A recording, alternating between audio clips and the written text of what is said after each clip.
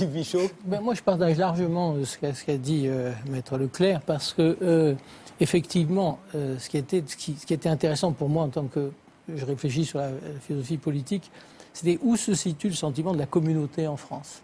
Et effectivement, ce n'est pas sur l'égalité, ce n'est pas sur la liberté tout court, c'est sur la liberté d'expression. Première chose. Ça m'a frappé parce que c'était une manière de définir en profondeur, si vous voulez, notre sens de la communauté. La seconde chose, c'était effectivement, comme l'a dit Maître Leclerc, l'antisémitisme. Parce qu'il faut voir qu'on a mis du temps à prendre conscience de ça.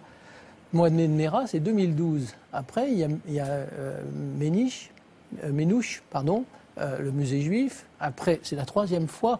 Et puis, il y a eu quand même la répétition générale en 2006, qui est l'affaire Ilan Halimi. Et là, il y a quand même une continuité qui s'affirme, et qui s'affirme comme une véritable menace.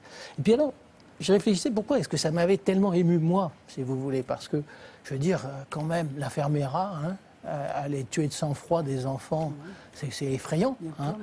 Et je me suis dit, il y a autre chose.